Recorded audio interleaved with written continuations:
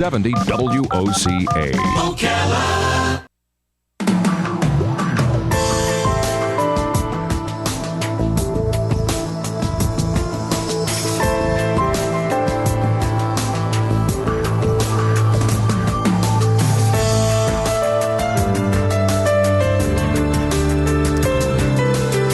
All right, 5 minutes after 11 o'clock. Thank you for tuning in. Nice looking Monday morning.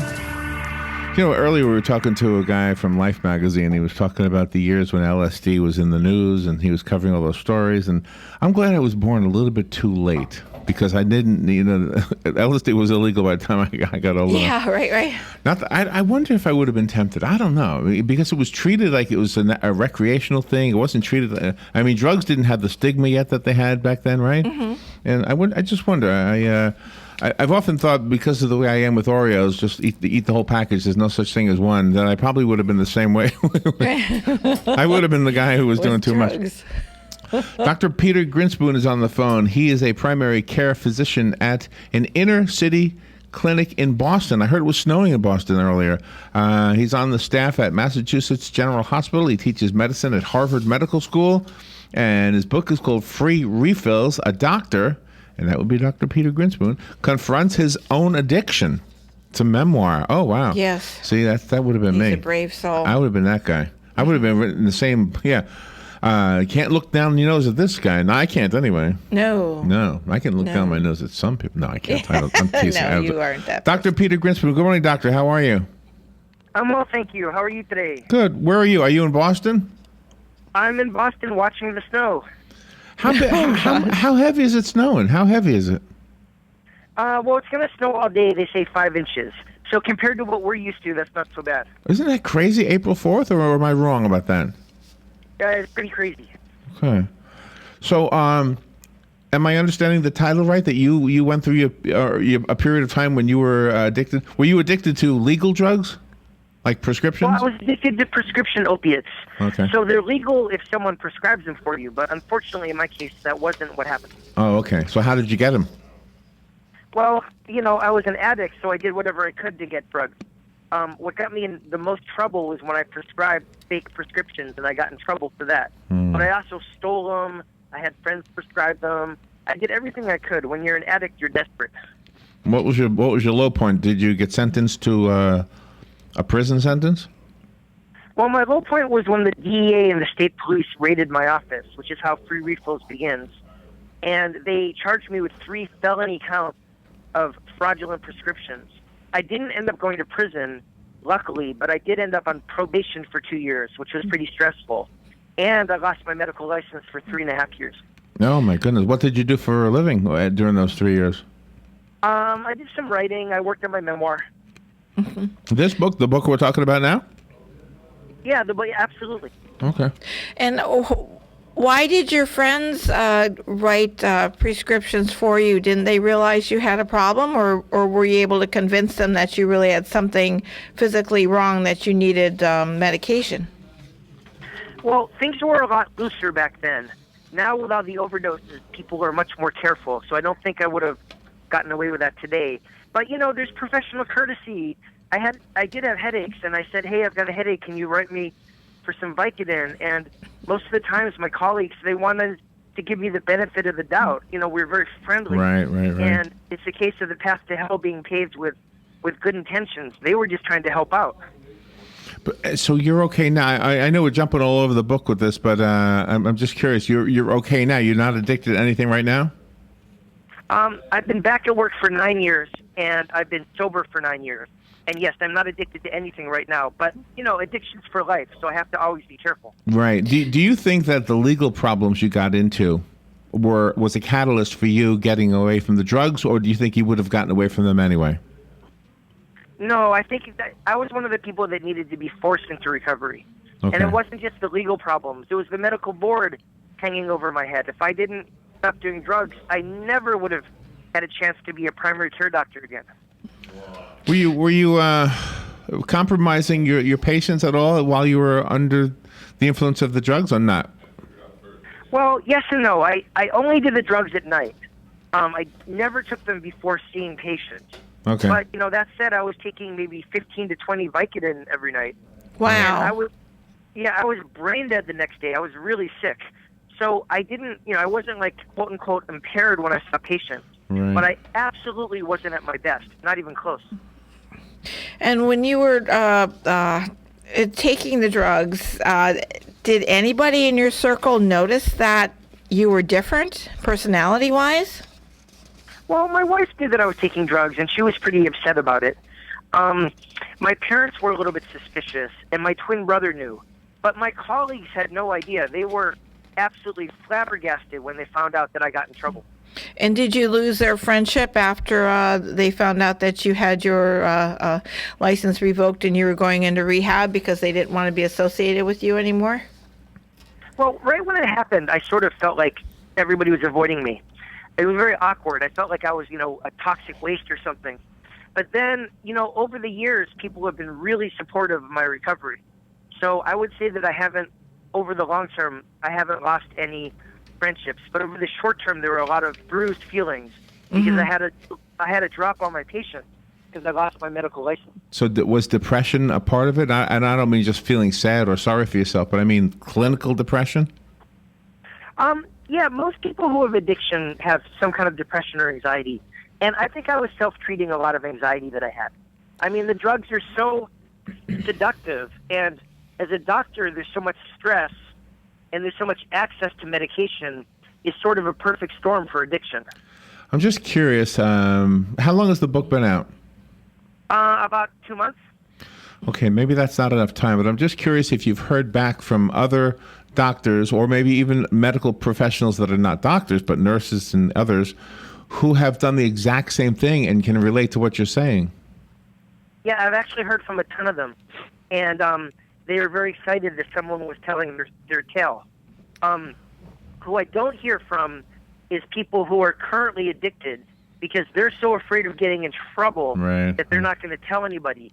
I mean, the problem is it's so punitive if you're a doctor, you lose your license, that people, instead of getting help, they just hide their problems and hope they don't get caught.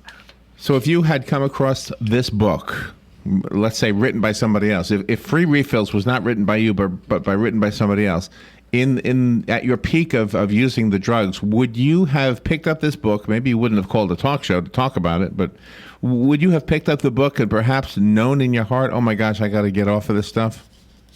Absolutely. I would have picked it up, I would have read it carefully, and I would have known that I had a problem. The problem with that is when you're addicted, you can't necessarily do anything about it. But I would have really helped raise my awareness, and maybe that would have helped. But again, I was so addicted that anything short of forcing me into treatment wouldn't have been effective. So explain what you mean that you couldn't have done anything about it. What does that mean? Well, you lose control. You're the part of your brain that says, this is wrong, I'm doing the wrong thing, I'm stealing pills, I'm writing bad prescriptions.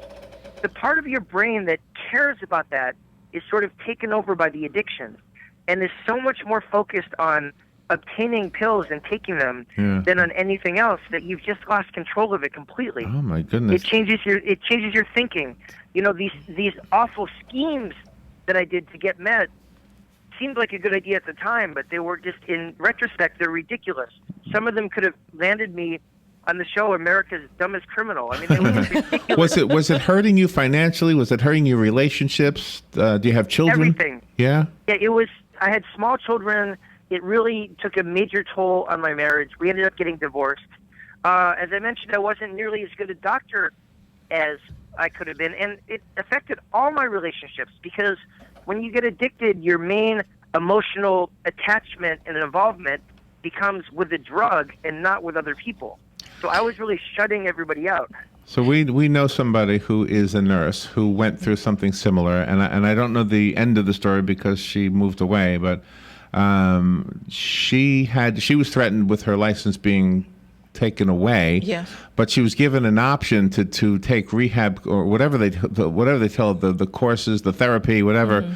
And had she completed those courses successfully, she would have had her license reinstated. Right. It sounds like you were under that same type of pressure. Yeah, no, I was. I was under even a little bit more. I mean, I was followed by the Physician Health Service. So I was having 1 to 2 drug tests a week, and they made me go to rehab for 90 days, which is a really long time considering you have little kids. Yeah. And yeah. also had criminal charges hanging over my head. Like, I could have gone to prison if I didn't get my act together. Wow. So I had a lot of pressure. Wow. Peter Grinspoon is our guest. He's up in Boston where it's snowing 5 inches today, April 4th. And his book is called Free Refills. We will continue with this conversation on the other side of the break. Let's take that break right now and be right back. Dr. Peter Grinspoon, don't go away. Hang in there. Free Refills. We'll find out more about this fascinating story in just a moment. The weather is brought to you by myfwc.com. Safe boating is no accident. This Monday, times of clouds and sun during the morning hours, then mostly sunny and pleasant in the afternoon with a high of 78 to 82. It'll be mainly clear Monday night and cool, low 51 inland, 59 along the coast. Tuesday will be a nice day with sunshine, high 77 along the coast, 83 inland. For Wednesday, partly sunny, the high 75 at the coast, 80 inland. From the Florida Weather Center, I'm meteorologist Joe Lundberg. Get it for less at the DIY Home Center outlet. Get top quality real wood cabinets the same or less than the big box stores are selling the cheap stuff. And that's not all. Drywall screws big box stores are $6.47 a pound. At DIY only $4.99. Plus DIY has the largest selection of mobile home parts and accessories anywhere. From carpet to doors, get the DIY supplies you need for less. The DIY Home Center outlet. We are your building material closeout store. 2191 Northwest 10th Street, just 2 miles east of I-75. PPIR is a networking group formed to serve the realtor and small business community. It primarily serves the real estate and construction industry, but is open to all businesses that provide any service or product to the real estate business community. PPIR has no membership dues or fees for attendees. The watchwords are keep it simple and maximize networking time. PPIR chapters generally meet once a month after business hours. For the information on this, call 352-615-9412 or go to events@ppirevents.com. PPIR, professional people in real estate. Cookies, cookies, cookies, cookies. We go cookie eating cookies. When you want something special and fun for any occasion, get cookies. King Cookie in the Paddock Mall in Ocala will make a delicious, fun-filled delight just for you. So next time you're in the mall, stop by King Cookie or call 352-237-2557. KingCookieOcala.com. Customized cookies, cakes, and more. King Cookie. Eating cookies. We're so happy eating cookies. Cookies! Plans for lunch Sunday? Moms and dads, have a quality time lunch date with your little ones. Honey Baked Ham and Cafe is going to help. Each Sunday through Mother's Day, bring your child under 10 to Honey Baked Ham at 2709 Southwest 27th Avenue in Ocala between Best Buy and Regal Cinema. Your child's meal is free with paying adults. Eat it only. Honey Baked Ham and Cafe serves only the highest quality food and provides a clean, quiet environment so you can enjoy your time together. For more information, call 861-0011. WWOCA, WWOCA.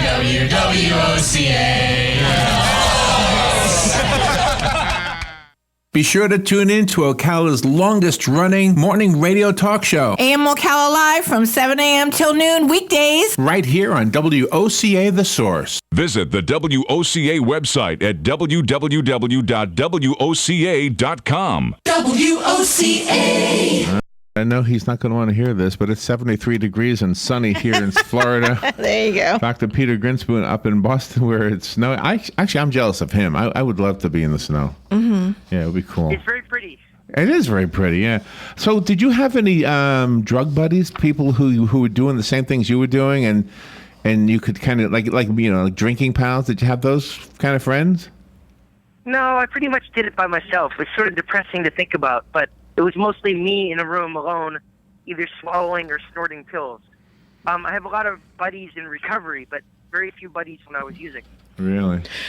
Since you were a teacher before you were an addict, and then you were an addict, you are now a teacher again at Harvard Medical School. Do you think in the back of your mind that there are some people on campus that know of your history, and do you want to keep it hidden? You got a book out. Well, yeah, I'm sure a lot of people know my history now that the book's come out, and I think it's sort of impossible to keep it hidden. That was part of the whole decision of whether or not to publish the book, because my cover would be blown. Mm-hmm. And I have to say that so far the response among the medical professionals that I've dealt with has been, like, completely positive. Because you know what it is? It's there, but by the grace of God go I kind of a thing. You know, everybody looks. Exactly. Everybody says that easily could have been me. Yeah. Yeah, no, absolutely. And I think people are starting to understand that the things you do when you're addicted, you're not doing on purpose. And your patients must trust you also. Yeah, you know, it's interesting talking to patients about it. Some of them, I probably won't be my patients anymore. A lot of them are really supportive. You know, there's a whole range of responses. Oh, really? So some of your patients have decided to find other doctors because of the book?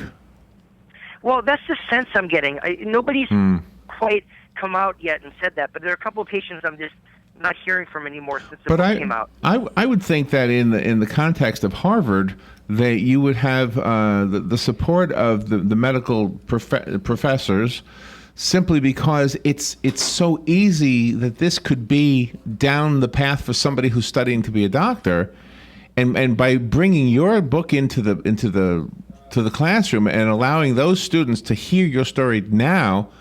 Yeah, it could. I mean, it might not be a guarantee preventative, but I think it would prevent some people from following your path. I totally agree. I'm really looking forward to sharing my story with medical students, with residents, and if just one person can learn from my mistakes and get help instead of getting their life ruined, that would make the whole thing worthwhile. And your book isn't totally dark. It does have humorous points. Yeah, well, it would have been a really heavy story if I didn't add a lot of humor.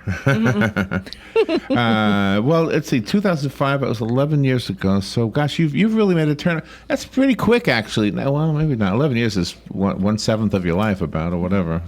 1/8 of your life. What happens when you get sick? If you might have a breakage or something, and you would need some kind of painkiller, would you take them? That's a really complicated situation. And the fact is, the worst thing you could do for someone who's suffered from drug addiction is not treat their pain, because then they just treat it themselves. And I'm sort of dreading the day when I'm going to need some kind of pain medication. But I know that at some point it's going to happen. I'm going to have an accident. I'm going to have surgery. I'm going to need knee replacement when I'm 70 years old, whatever.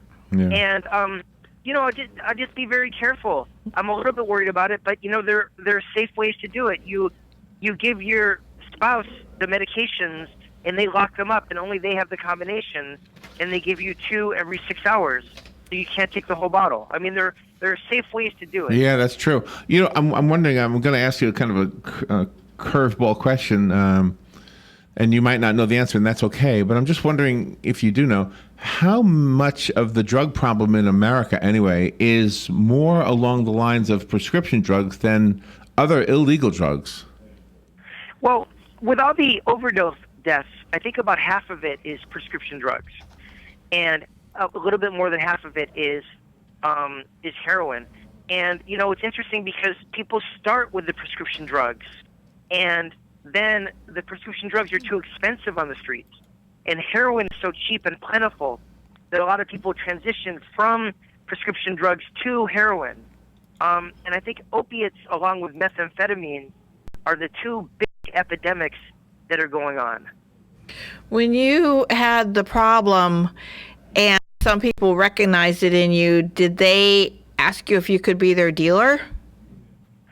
I think that I attracted patients that wanted prescriptions because I was loose giving the prescriptions because of my addiction. I wasn't thinking very carefully about this. So I think nobody asked me to be their dealer, but I think patients did kind of attach themselves to me if they wanted to get pills. Oh gosh, that must have been scary for you. Was that one of your wake-up calls? Well, unfortunately it wasn't scary for me because I was so addicted. I was in this crazy addicted mind frame. It should have been scary to me, but it wasn't. Gosh. So did the fact that you knew you were doing something illegal, did it I don't know how to ask this, but did you end up doing other illegal things? I mean, you didn't hold up a liquor store. You said you did anything to get money. Well, no, actually, money wasn't a problem because I'm a doctor, I had an income. But what was a problem was getting enough pills to keep me from getting sick and withdrawing. So I'm sure that I did other illegal things, such as other illegal prescriptions and stealing prescriptions and things like that. So, when you're an addict, the part of your brain that thinks this is wrong, this is the wrong thing to do, is kind of numbed by the drug. So, I did a lot of illegal things, which I'm not particularly proud of. Let's take a phone call. Our guest is Dr. Peter Grinspoon, and we have a caller coming in. Good morning. You're on there with the doctor. Thank you for calling. Yes, good morning, good morning. My question is,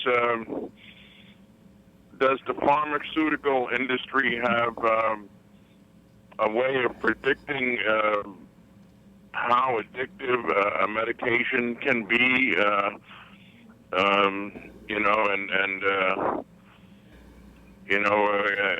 can it warn the physician that this medication is easily abused, whereas this other medication is not so easily abused, that sort of thing? Have a good morning. Bye. Thank you. Doctor? That's a good question. The pharmaceutical companies have to do lots of studies on the medications before they're approved.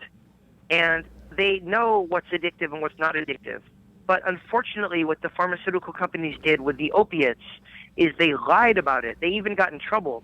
Purdue Pharmaceuticals paid something like $650 million for false advertising. They led doctors and patients to believe that the opiates weren't addictive and that they were very effective for chronic pain. And of course, now we know that they are addictive and they're not that effective for chronic pain. So the first part of the answer is yes, the pharmaceutical companies do know. But the second part of the answer is no, they don't warn the doctor. If anything, they absolutely lie to the doctor and the patient to get them to sell a lot of these pills so they can make money. It's really awful. Oh, my God. So I'm guessing you're still divorced from your wife? Yeah, I'm happily remarried. Oh, okay. And did you did your relationship with your children get back to normal? Yeah, no, absolutely. They're teenagers.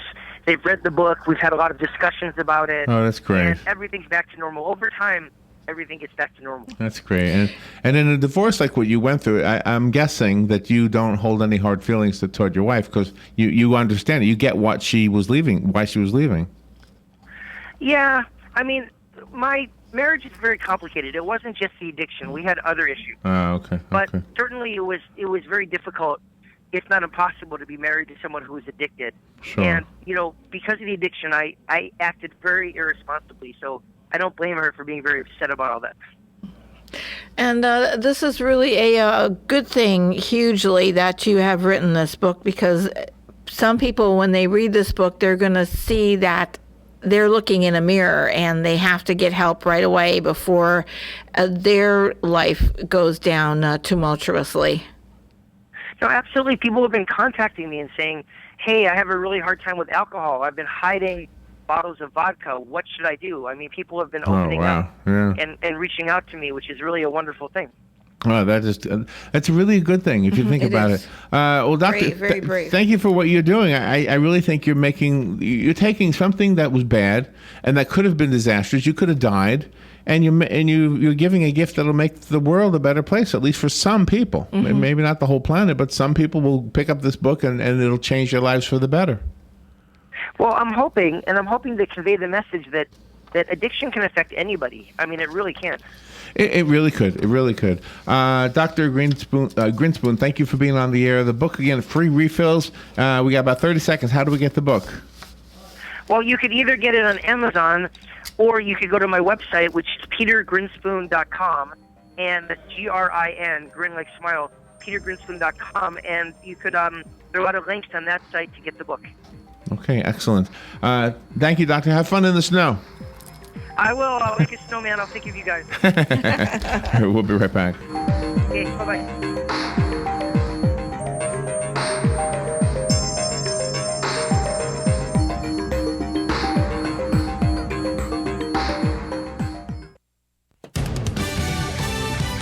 Fox News Radio Radio, I'm Karen McHugh. Trailing in the polls and way behind in delegates, the calls continue for the GOP's John Kasich to drop out of the presidential race. Both Cruz and Donald Trump are taking aim at Ohio Governor John Kasich. They're saying that he's taking votes from them and should drop out because they say he's got no chance of becoming the nominee. Kasich just happy to ride it out until the convention, telling me he can win if it comes to a floor fight. Fox's John Roberts. Democrat Bernie Sanders holding a slight edge over Hillary Clinton in Wisconsin. Vladimir Putin, just one of several world leaders being accused of stashing mountains of cash in offshore accounts. 11 million documents leaked from the files of a law firm in Panama, Mossack Fonseca, apparently detailing how rich and powerful people use tax havens to hide their billions. The most high-profile aides to Russian President Vladimir Putin, his office dismissing the link as an effort to discredit him. Fox's Simon Owen. Fox News, we report, you decide. This is an announcement for all people who want to take a risk-free challenge to whiten their teeth in 5 minutes. By calling now, you can whiten your teeth in 5 minutes using clinically proven power swabs. This risk-free challenge is for people whose smile has been yellowed by coffee, tea, red wine, or smoking. The Power Swabs 5-minute challenge is available by responding to this advertisement. If lines are busy, try again. Because the Power Swabs 5-minute challenge is exclusive, it's not available in drugstores. Power Swabs was formulated by Dr. Martin Ginniger and whitens teeth with a patented tooth detergent and whitening agent. It's so effective, we challenge you to try it for 5 minutes to see how white your smile could be. Get it risk-free. Dial 1-800-663-0712. That's 1-800-663-0712. Transform your smile into a wow, you look great smile. Dial 1-800-663-0712. That's 1-800-663-0712.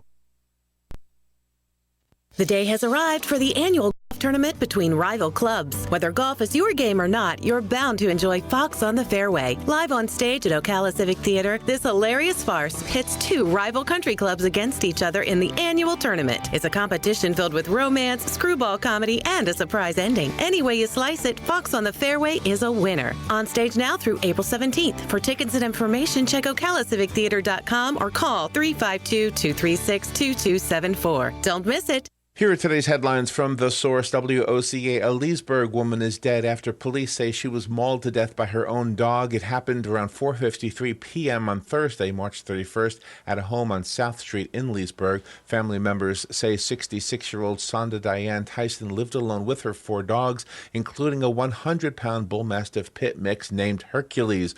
Tyson's daughter-in-law says she called 911 after her 13-year-old daughter found Tyson lying on the back porch with bites all over her arm. When police arrived at the scene, they say they attempted to barricade the dog away from the victim and retreated from the home. The report states that a large breed dog had likely just attacked and killed the woman inside the home. The dog in question was covered in blood and would not allow medical personnel to re-enter the home to investigate the woman's death. The officers at the scene determined it was immediately necessary to incapacitate the dog in order to provide public safety and to allow medical personnel inside the location. Police say 2 officers shot and killed the dog. Family members say the dog was never aggressive before. The body of a Putnam County Sheriff's deputy who fell overboard and into the St. Johns River early Friday morning has been found. The Putnam County Sheriff's Office said the body of Deputy Brandy Smith was found Saturday afternoon in the St. Johns River. Investigators say Smith and her boyfriend were fishing at 4:40 a.m. when the boat hit a channel marker in the river, throwing her overboard. Smith was off duty at the time. A dive team found Smith's body at 1:45 p.m. the following day. The Putnam County Sheriff's Office released the following statement, saying the U.S. Coast Guard and Florida Fish and Wildlife assisted with the search, which has since ended. However, officials say the Florida Fish and Wildlife Conservation Commission will continue to investigate Smith's death. 3 teenage girls from Florida are dead after they apparently crashed a stolen car into a pond in a St. Petersburg cemetery. Pinellas County Sheriff Bob Guattieri says the girls have extensive criminal records, including 7 arrests for grand theft auto in just the last year. Other charges include multiple crimes for burglary and possession of marijuana. They were identified as 16-year-old Dominique Battle, 15-year-old Ashanti Butler, and 15-year-old Lania Miller. The report states deputies were following the stolen car at a distance before it crashed into the pond before dawn Friday morning. Deputies went into the water to try to save the girls, but were unable to reach them in time. A statement from the Putnam County Sheriff said, quote, "Law enforcement chasing these kids and arresting them is not solving a thing. The solutions need to come from deep within the community. 3 dead teenagers is not acceptable," unquote.